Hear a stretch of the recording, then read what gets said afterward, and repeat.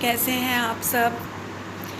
चलिए आज फिर आगे इच्छा के ऊपर थोड़ा सा खुलासा करते हैं कि हमारे लिए इच्छा सबसे ज़्यादा ख़तरनाक कौन सी है, क्यों है, कैसे है ना। तो पिछली बार हमने चर्चा की थी प्रशंसा की इच्छा। प्रशंसा का जो लोभ है ना, वो बहुत ख़तरनाक होता है। देखो जैसे किसी को मान लो प्रशंसा मिल भी गई, लेकिन उसकी वो अपनी प्राप्त प्रशंसा से संतुष्ट कभी भी नहीं होता है। उसको और प्रशंसा इतना एडिक्ट हो जाता है इंसान इस तारीफ़ पाने का कि ज़रा किसी गलती पर ज़रा सा भी नेगेटिव सुनने को तैयार नहीं होता। गलती तो छोड़ो, सच्ची बात को भी वो सुनने को तैयार नहीं होता। उसे सच्ची बात भी झूठी लगती है, क्योंकि अपनी ईगो से उसको देखने की आदत पड़ जाती है। तो वो सच्चे व्यक्ति को भी झूठा मानकर, बुरा मानकर नकारता चला जाता है, जिसके कारण अपने ही रास्ते में कांटे बोता चला जाता है।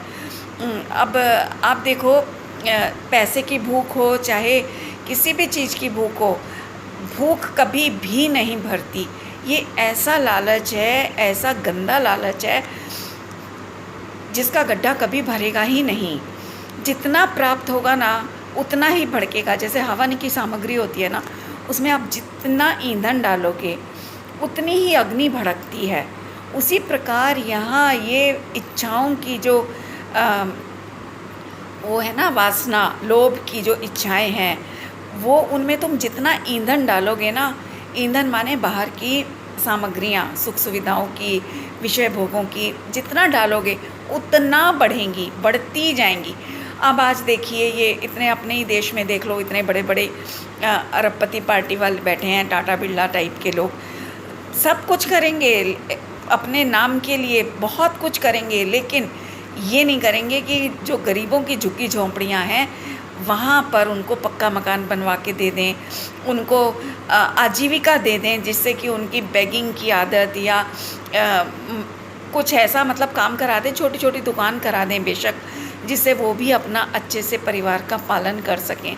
ऐसा कोई नहीं करेगा। करोड़ों रुपया दान में दे देंगे। कोरोना केस हुए, बहुत दिए दान, लेकिन सरकार को दिए। अब सरकार के पास से कहाँ जाते हैं वो तो किसी को नहीं पता।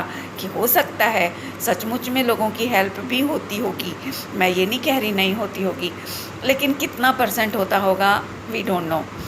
तो बेटर है कि अगर खुद से पब्लिक की हेल्प करें, एक एक को आजीविका दिलाना वो सबसे बड़ी हेल्प है। लेकिन ये लोभ कषाय करने नहीं देती। ये मान का जो लोभ है ना, ये हमसे दान तो बहुत करवाता है, लेकिन दान का सही स्वरूप जाने बिना हम दान कर देते हैं, जिसके कारण दान करके भी वो दान ना कहला करके वो पाप में चला जाता है। क्यों जाता है पाप में, पता है? क्योंकि उसके पीछे हमारी यश पाने की इच्छा छुपी होती है। तो वो जो इच्छा है ना, वही हमें पाप बंध का कारण बनती है। पुण्य का उदय तो बहुत है कि आज हमें सब कुछ उपलब्ध है, आसानी से उपलब्ध है। खुद तो भरपेट खा ही रहे हैं, बढ़िया से बढ़िया रहना सहना लाइफस्टाइल बहुत अच्छे से जी रहे हैं, और भी 10-20 परिवारों को हम बहुत लग्जरी लाइफ हम दे सकते हैं। आज इतना हमारे पास हमारे भाग्य से है, लेकिन उसका बिना किसी मान इच्छा के हम सदुपयोग कर सकें, दूसरों को सही मायने में उनकी ज़िंदगी सेटल करा सकें, ऐसा परिणाम नहीं होने के कारण वो हमारा सारा पाप बंध में जाता है। देखो, पुण्य अलग होता है, पाप अलग होता है, दो अलग अलग हैं, सभी जानते हैं। तो पुण्य का उदय अलग चीज़ है, पुण्य का बंध अलग चीज़ है। पाप का उदय अलग है, पाप का बंध अलग है। पुण्य के उदय में पाप का बंध कर सकता है जीव, पाप के उदय में भी पुण्य का भी बंध कर सकता है। इसमें हम पूरे तरह से स्वतंत्र हैं। ये बहुत सुंदर चर्चा है, और इतनी सुंदर चर्चा है कि जिसके मन में उतर गई ना, उसका जीवन बदल जाएगा, सुख शांति से भरपूर हो जाएगा उसका जीवन। पास में अरबों खरबों पड़े रहें, तिनका भी ना हो चाहे, दोनों परिस्थितियों में वो उसकी शांति को नाश नहीं होने वाला, उसकी शांति बरकरार रहेगी। ऐसा ये टॉपिक है, लेंगे कभी किसी दिन। अभी पहले ये तो समझ आए कि इच्छाओं में दुख है वास्तव में। अभी आप देखो, हमें मान लो हमारे सर्वेंट से कोई अपेक्षाएं रहती हैं, कि भाई ये हमारा काम करे, वो करे। हस्बैंड से लेडीज़ को रहती है, हस्बैंड्स को लेडीज़ से रहती है, और किसी से नहीं रहती ना, अड़ोसी पड़ोसी में, और इवन रिश्तेदार भी, हमारे भाई बहनें, मम्मी पापा, ससुराल वाले, सब लोग बहुत बहुत समर्थ होने पर भी हमें उनसे कोई अपेक्षा नहीं रहेगी। तो इसलिए उनकी तरफ से हमें कभी कोई प्रॉब्लम भी नहीं होती, वो कुछ भी कर जाएं, हमें कोई तकलीफ़ नहीं होती। लेकिन जिसके प्रति हमारी इच्छाएं हैं, वो अगर हमारी इच्छा पूरी नहीं कर पाए, किसी भी कारण से, चाहता भी हो हमारी इच्छा पूरी करना, फिर भी ना कर पाए, तो उसके प्रति हमें ज़रूर गुस्सा आएगा और हम नेगेटिव सोचने को मजबूर हो जाएंगे कि सब कुछ होते हुए भी इस व्यक्ति ने हमारी इतनी सी इच्छा पूरी नहीं की, इसका मतलब ये चाहता ही नहीं है हमारी इच्छा पूरी करना, है ना। इस तरह के थॉट्स जनरली आते हैं लोगों को, लेकिन औरों को नहीं आते। अब मैं यहाँ ये कहना चाहूँगी कि अब देखो, ये जो इच्छा हमारे अंदर उत्पन्न हुई, ये क्या सामने वाले ने करवाई? नहीं ना, ये हमारे खुद के अंदर हुई। भले ही सामने वाला उसमें निमित्त पड़ गया, अकारण निमित्त भी अकारण होता है, सचमुच में कोई कुछ नहीं करवाता। अगर कोई हम पर जैसे साधु संत होते हैं, उनके ऊपर कोई मुसीबत भी खड़ी करे किसी प्रकार की, अगर वो सच्चे साधु हैं तो उन्हें कोई फ़र्क नहीं पड़ेगा, वो अपनी शांति को डिस्टर्ब नहीं होने देंगे। और अगर झूठे होंगे तो तिल मिला जाएंगे, उसके ऊपर बरसेंगे, तूने ऐसा क्यों किया, वैसा क्यों किया, या जो उसने किया उसका निराकरण करने की कोशिश करेंगे, उस चीज़ को दूर करने की, अपनी सफाई देने की। लेकिन अगर मान लो सामने वाले ने हमारी इच्छा पूरी नहीं करी किसी कारण से, तो हमें ये सोचना चाहिए कि ये इच्छा उत्पन्न हुई, ये क्या उसने करवाई? नहीं ना, ये तो हमारी इच्छा थी। अब हमसे भी देखो कितने लोग हैं जो हमसे कैसी कैसी उम्मीदें रखते हैं, हमारे घर परिवार वाले ही, हमारे पति, हमारे बच्चे, हमारे और रिश्तेदार बहुत उम्मीदें रखते हैं हमसे कि ये हमारे लिए ऐसा करेगी, वैसा करेगी। लेकिन क्या हम सचमुच में समर्थ हो पाते हैं सबकी सब तरह की इच्छाएं पूरी करने में? नहीं कर पाते ना। तो जब हम ही नहीं सबकी इच्छाएं पूरी कर पाते, तो कोई अगर हमारी कोई एक आधी इच्छा नहीं भी पूरी कर पाया, तो इसमें वो बुरा कैसे हो गया? हम उसको दोष क्यों देते हैं? उसकी भी अपनी एक लिमिटेशंस हैं, है ना, अपनी भी डिज़ायर्स हैं। कभी भूल भी जाता है इंसान, ज़रूरी नहीं कि जानबूझ के ही वो हमें अवॉइड कर रहा हो, कभी भूल जाता है, हम भी भूल जाते हैं। तो हमें इस तरह से लेना चाहिए हर बात को। और इच्छा अगर हमारे अंदर उत्पन्न हुई है, तो हमें उसका अभाव अपने अंदर ही करना होगा। और ये तो सब समझते हैं कि दुख इच्छा से ही होता है, इच्छा की पूर्ति में सारा तन मन धन लगाते हैं, इच्छा पूरी हो गई तो खुशी हो जाते हैं, नहीं पूरी होती तो दुखी हो जाते हैं। तो इसलिए रोग तो असली इच्छा का हुआ ना। जैसे भूख मैं भूख का बहुत लेती हूँ दृष्टांत, कि भूख लगी किसी को, तो भूख लगने पर अगर भोजन सामग्री मिल जाती है तो खुश हो जाते हैं, शांत हो जाती है वो भूख की तकलीफ़, और अगर नहीं मिलती तो भड़कती जाती है, और उसके पीछे पीछे और कषाएं भी भड़कती हैं, क्रोध की, हर तरह की बहुत भड़कती हैं। इसी प्रकार यहाँ इच्छा जो उत्पन्न हुई ना, वो एक ऐसी, उसकी भी एक ऐसी जलन है। जब भी किसी प्रकार की इच्छा उत्पन्न होगी, वो किसी ना किसी, वो जलन के साथ ही उत्पन्न होगी, अंदर में बेचैनी की एक फीलिंग के साथ होगी कि अरे यार मुझे डिस्टर्ब मत करो, मेरे को अभी फटाफट ये काम पूरा कर लेने दो, मुझे ये काम पूरा करना है ना। तो इस तरह की बातें हम अक्सर अपने साथ में भी और दूसरों के साथ में भी होती देखी जाते हैं ना। तो कहने का मतलब ये है कि इच्छा एक रोग है, मन का रोग, मनोरोग कहते हैं इसको। अब आप लोग कहोगे कि इच्छा के बिना कैसे कोई जीवन हो सकता है, कैसे रह सकता है कोई? हाँ, अभी नहीं रह सकते हैं, ठीक है, लेकिन ये कहना गलत है कि इच्छा के बिना जीवन नहीं होता। देखो सिद्ध करते हैं कैसे, कि किसी को थोड़ी इच्छा अभी देखी जाती है, किसी को ज़्यादा इच्छा देखी जाती है। जब थोड़ी और ज़्यादा देखी जाती है तो कोई ऐसा भी होगा जिसको बिल्कुल ही इच्छा नहीं होती होगी, क्योंकि जहाँ कम ज़्यादा है वहाँ पर उस चीज़ का अभाव भी निश्चित है। वो हमारे जानने में भले अभी नहीं आ रही, लेकिन है ना। अभी कोरोना वायरस आया, हमने किसी ने भी कोरोना वायरस को नहीं देखा, फिर भी कितना मानकर बैठे हुए हैं कि कोरोना है, पूरी सावधानी रखे हुए हैं। इतना लंबा लॉकडाउन चल गया और सब शांति से बैठे हुए हैं घरों में। क्यों? क्योंकि हमने नहीं देखने पर भी विश्वास किया है, वहाँ तर्क नहीं किया कि किसने देखा है कोरोना वायरस। तो लेकिन यहाँ क्यों हम तर्क करते हैं? यहाँ भी हमें ऐसे ही विश्वास करना होगा।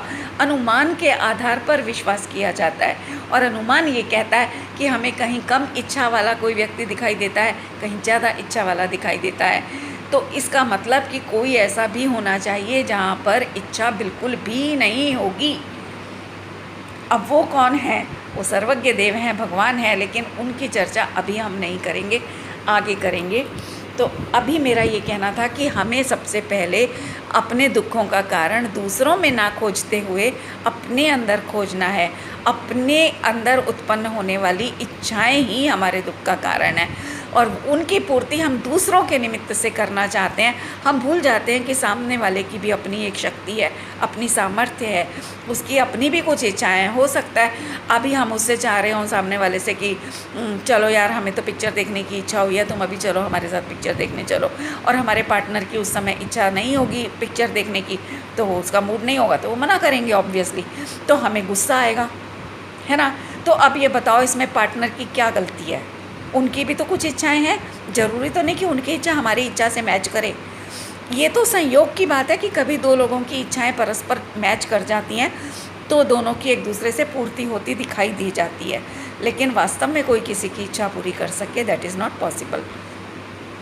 तो ये मुझे कहना है कि इच्छा, और हाँ, प्रशंसा की इच्छा की हम बात कर रहे थे कि प्रशंसा, देखो एक चोर भी दूसरे चोर की तारीफ़ करता दिखाई देता है। एक चोर कभी पुलिस वाले की तारीफ़ नहीं करेगा, एक पुलिस वाला कभी किसी चोर की तारीफ़ नहीं करेगा, है ना। तो लेकिन अगर चोर चोर की तारीफ़ कर रहा है तो क्या चोरी के काम को हम अच्छा कार्य मान सकते हैं? उसको प्रशंसनीय किस तरह से माना जा सकता है? बोलो, चोरी के काम को। एक रिश्वतखोर इंसान रिश्वतखोर की प्रशंसा करता है, लेकिन क्या रिश्वतखोरी का काम कभी किसी भी एंगल से प्रशंसनीय माना जा सकता है? कभी नहीं माना जा सकता ना। तो इसी तरह से हमें ये सोचना चाहिए कि प्रशंसा करने वाले हमारे कौन? अगर कोई हमारे बुरे कार्यों की प्रशंसा करता है तो इसका मतलब वो खुद बुरा व्यक्ति है, और बुरा व्यक्ति बुराई की ही प्रशंसा करेगा। तो हमें सामने वाले की प्रशंसा को, अपने व्यक्तित्व को, अपने कैरेक्टर को, अपनी पर्सनैलिटी को एनालाइज करने का एक मीडियम बनाना चाहिए। कैसे? कि उसने आज हमारी इस बात की या इस काम की तारीफ़ की है तो किस लिए की है? मैंने जो ये काम किया या मैंने जो ये वचन बोला, क्या ये सच में बिल्कुल किसी के लिए भी नुकसानदायक नहीं है ना? बढ़िया है, हर तरह से प्रशंसा के योग्य है या नहीं है? और जैसे मान लो जो दुनिया में दानवीर नाम आज देखे जाते हैं लोग, तो वो अगर कहीं पर मान लो 1 लाख 2 लाख का दान दे करके आए और उनकी बड़ी तारीफ़ें हुई, उनको हार पहनाए गए, उनको मेडल्स दिए गए, घर में लाकर उन्होंने सजाए भी, तो उन व्यक्तियों को ये महसूस करना चाहिए, एनालाइज़ करना चाहिए अपने अंदर कि मैंने 1 लाख रुपया दान दिया तो वो उसकी मुझे प्रशंसा मिली, तो उसके पीछे प्रशंसा करने वाले का क्या लक्ष्य हो सकता है? कि वो जो पैसा मैं देकर आया हूँ उस पैसे का उपयोग किस तरह से होने वाला है? क्योंकि जनरली आज संस्थाएं जो है ना, वो कभी सच्चे लोगों के लिए दान का पैसा भी खर्च नहीं करती हैं। वो अपने ही आपस में उसमें खिचड़ी पकती रहती है उनकी, और सब नाम के लिए होता है। पत्थर लगवा देंगे किसी व्यक्ति का कि इसने इस चीज़ के लिए इतना लाख रुपया दान दिया, तो ये उसकी तरफ से पत्थर। पंखा दिया तो पंखे पे नाम लिखवा देंगे। और यहाँ तक कि तीर्थों पर तो पत्थर लगते हैं ना, जो पहाड़ों पर सीढ़ियाँ बनती हैं, उन पर भी नाम लिखे होते हैं। मैं कई बार जब यात्रा करने जाती हूँ ना, तो जब पैर मुझे नाम दिखाई देता है ना सीढ़ियों पर लिखा हुआ कि इस सीढ़ी का पत्थर इस व्यक्ति की तरफ से, इस जगह का निवासी और अमुक अमुक व्यक्ति की तरफ से ये पत्थर लगाया गया, तो मैं तुरंत उस नाम से बच कर के पैर हटा करके निकलती हूँ, क्योंकि मुझे तकलीफ़ होती है ये देखकर कि देखो इसने जिस नाम के लिए ये पत्थर लगवाया है वो उसी नाम पर पैर रख कर के लोग आगे बढ़ रहे हैं। ये है प्रशंसा का असली रूप। मैं कभी भी अनजाने में रख बैठूँ तो बात अलग है, पर जब भी मैं देख लेती हूँ, मैं हमेशा उस पैर से बच कर के निकलती हूँ, उस नाम पर पैर नहीं रखती मैं कभी भी। ये है प्रशंसा का स्वरूप। सोचो आप, हम नहीं रहेंगे, हम मर के पता नहीं किस गति में चले जाएंगे। तो आज जो हमारी प्रशंसा हो रही है वो प्रशंसा देखने हम नहीं आएंगे। हमें नहीं पता हमारे मरने के बाद लोग क्या बातें करने वाले हैं। और अभी जीते जी भी करते हैं पीठ पीछे बात। मैं कितने लोगों को जानती हूँ जो हमारी समाज में अच्छे अच्छे दानवीर लोगों के लिए पीठ पीछे बुराइयाँ करते हैं कि सब नाम के लिए पैसा दे रहे हैं। और सच बताऊँ, हमें जो तारीफ़ मिल रही है ना, वो भी उस पैसे के बदले में मिल रही है। अगर पैसा नहीं देंगे तो देखो ज़रा कितनी तारीफ़ मिल जाएगी, करके देखो। मैं तो खुद कभी निष्काम कार्य करती हूँ, मुझे तो कभी तारीफ़ नहीं मिलती किसी से, सच बता रही हूँ। लेकिन मुझे इच्छा भी नहीं होती, सच कह रही हूँ, बिल्कुल इच्छा नहीं होती, और मैं इसीलिए इतनी मस्त रहती हूँ। तो मतलब अगर आप पैसा दे के आ रहे हो, उसके बदले में तारीफ़ मिल रही है, तो आपको तारीफ़ फ्री में नहीं मिली है, आप ख़रीद के लाए हो उसको। जैसे दुकान में से हम कोई वस्तु खरीद लाते हैं उसका मूल्य दे करके, इसी प्रकार आपने मूल्य दे करके उस प्रशंसा नामक वस्तु को खरीद लिया है, तो उसमें कौन सी तारीफ़ हो गई, कौन सी बड़ी बात हो गई, है ना। जिसकी जितनी सामर्थ्य है उतना वो दान देता है और प्रशंसा ले आता है, तो इसमें कोई बड़ी बात नहीं है। प्रशंसा तब है उन लोगों की प्रशंसा है जिनका मैं न्यूज़ में कई बार सुनती हूँ कि रातों रात भरी सर्दियों में गए, किसी को पता नहीं, चुपचाप अपनी गाड़ी में गए, सड़कों पर भिखारी पड़े होते हैं, सोए रहे होते हैं ठिठुरते हुए, उनके ऊपर चुपचाप कंबल उड़ा करके आ जाते हैं। वो है असली कार्य प्रशंसनीय। तो ऐसा हमें बनना चाहिए। तो मेरा कहना इतना ही है कि हम इच्छा के स्वरूप को समझें। इच्छा का मतलब लोभ, और लोभ तो सब पापों का बाप बताया ही गया है। तो इसलिए सबसे पहले हम इच्छा के स्वरूप को समझें, अपनी इच्छाओं को एनालाइज़ करने की कोशिश करें कि हमें जो इच्छा आ रही है वो किस हद तक हमारे लिए भी और दूसरे वाले के लिए भी कहाँ तक उपकारी है, हितकर है भी कि नहीं है। अगर हितकर नहीं है तो तुरंत उसको ख़त्म कर देना चाहिए। जैसे अभी हम खाना खाने बैठे, हमारी मनपसंद चीज़ सामने आ गई, तो हम फ़ौरन उस को और खाना चाहते हैं, तो वहाँ तुरंत उस अंदर आती हुई और की इच्छा, जैसे मान लो रसमलाई आई हमारे सामने, तो और वो इतनी टेस्टी है कि मन कर रहा है और खा लें, लेकिन पेट में जगह नहीं है या स्वास्थ्य ज़्यादा खाने की परमिशन नहीं देता है, तो भी हम खा जाते हैं। तो ये लोभ के कारण हम खाते हैं। खाने संबंधी लोभ के बहुत प्रकार हैं, खाने का भी लोभ होता है। तो वहाँ हम तुरंत अपनी इस इच्छा को एनालाइज़ करें कि ये इच्छा तो अब देखो हमें इच्छा हुई, हमने एक खा ली, चल ठीक है, नहीं तोड़ी जा रही थी इच्छा, हमने एक खा ली, कोई बात नहीं। अब 2 रसमलाई खाना, 2.5 खाना, 3 खाना, तो वो तो हमारे लिए अहितकर हो जाएगी ना। ज़्यादा खाएंगे ज़्यादा नुकसान करेगी, पेट को, शरीर को नुकसान करेगी। तो इस प्रकार हम अपनी इच्छाओं पर काबू पा सकते हैं। अपनी इच्छाओं को एनालाइज़ करना सीखें। और कहाँ प्रशंसा का लोभ बिल्कुल छोड़ दें। ये प्रशंसा कभी फ्री में नहीं मिलती, और सच्ची प्रशंसा करने वाले भी लोग नहीं हैं दुनिया में, जितने हैं सब दुखी रहते हैं। एक व्यक्ति को जानती हूँ, हमारे संबंधी हैं, निकट संबंधी, डॉक्टर हैं तो वो बहुत सज्जन व्यक्ति हैं। उनको आदत है, कोई भी मरीज़ घर आ जाता तो वो उठ करके अपनी थाली छोड़ करके भागते थे। मैंने देखा ऐसे अपने उसमें दैनिक जीवन में एक आध बार मैंने ऐसा देखा। लेकिन जो उनकी वाइफ़ थी ना, वो बहुत सड़ती थी इस बात से कि क्यों खाना छोड़ कर के आप भाग रहे हो। तो वो डॉक्टर साहब बोलते थे कि अरे क्या पता कौन किस मजबूरी में मेरे घर आया है सुबह सुबह 8 बजे, तो उसको मैं नहीं देखूँगा, मेरा खाना कहीं नहीं जाएगा, मैं 15 मिनट लेट खा लूँगा, लेकिन उसको नहीं पता 15 मिनट जीवन के मिलेंगे या नहीं मिलेंगे। मेरा हृदय गदगद हो जाता था ऐसा देख करके। मेरा सच में आज भी मेरा मन भर आता है उस व्यक्ति को याद करके। ऐसे लोग हैं आज भी, मैंने देखे हैं। तो वो हैं सच्ची प्रशंसा पाने के योग्य। लेकिन कहना ये है कि उनके लिए, उनके इतने नेक कार्य की प्रशंसा करने में भी उनकी वाइफ़ उनको नहीं सामने आती थी, और वो सड़ती थी कि आपका खाना ठंडा हो रहा है तो आप क्यों भागे चले जा रहे हो, अपना खाना ख़त्म करके जाओ, पेशेंट वेट कर लेगा थोड़ी देर। लेकिन नहीं, वो डॉक्टर साहब नहीं रुकते थे। तो मेरा कहना कि प्रशंसा बताओ, अच्छा कार्य है ना, हर एक की नज़र में अच्छा है, धर्म के रूप से भी अच्छा है वो कार्य, है ना। और जो उन्होंने सौगंध ली है डॉक्टरी के समय में कि मैं मरीज़ों के लिए प्रायोरिटी मेरे जीवन में रहेगी, वो अपने उस वचन को भी निभा रहे हैं डॉक्टर साहब। लेकिन वाइफ़ को संतुष्टि नहीं है, वो प्रशंसा नहीं कर पा रही उनके उस नेक कार्य की। क्यों? क्योंकि वो स्वार्थ की नज़र से देख रही हैं, पति की नज़र से देख रही हैं कि मेरा पति है, खाना तो गरम गरम खा ले। वो मोह की नज़र से देख रही हैं। तो मोह कभी भी अच्छा नहीं होने देता, कभी कुछ अच्छा नहीं होने देता। मोह हमेशा पाप के बंद करवाता है। तो अब देखो, अच्छे कार्य की प्रशंसा ना करके वो महिला अपना तो पाप का ही बंद कर रही है ना। और मान लो अगर वो मरीज़ सच में, जैसा कि वो डॉक्टर साहब सोचते थे कि अगर सच में बहुत सीरियस हुआ और वो 10 मिनट उनकी लापरवाही की वजह से अपना नाश्ता करके आने की चक्कर में वो मरीज़ कुछ सीरियस हो जाता, सांसें पूरी हो जाती हैं उसकी, तो वो शायद अपने आप को कभी माफ़ नहीं कर पाते। इसलिए हमें अपनी इच्छाओं का पैमाना करना चाहिए कि कौन सी इच्छा पूरी करने योग्य है, कौन सी नहीं करने योग्य है, और अगर पूरी करने योग्य है तो किस परसेंटेज तक पूरी करने योग्य है। और हमारे उन बातों में हमारा स्वार्थ सामने नहीं आना चाहिए। स्वार्थ को एक कोने पे रखना पड़े तो भी रख के हमें अच्छी सही इच्छाओं की पूर्ति में लगना चाहिए। बाकी इच्छाओं को तो ऐसे इग्नोर करना चाहिए जैसे घर के अंदर पड़े हुए कूड़े को हम झाड़ू से फेंक देते हैं। आँख उठा के नहीं देखते उस कूड़े को, अपने ही शरीर के मल को हम पलट के नहीं देखते हैं कि कैसा मल है। इस तरह से इन इच्छाओं को हमें मल समझना चाहिए, हमारे मन का मल। जब तक ये हमें मल नहीं लगेगा ना, तब तक हमारे जीवन में सुख शांति नहीं आ सकती। क्यों?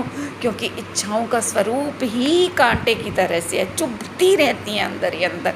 इस कांटे को जितनी जल्दी हो सके हमें निकाल फेंकना है अपने अंदर से, तभी हमारा मन शांत रह पाएगा। शांत चित्त से ही हम कोई भला कार्य कर पाएंगे, अपने बारे में भी दूसरे के बारे में भी, तभी सही निर्णय ले पाएंगे। चलिए फिर अगले वीडियो में मिलते हैं। तब तक के लिए आप सबका दिन शुभ हो, आप सब सुखमय जीवन की ओर अग्रसर हों, ऐसी मंगल कामना के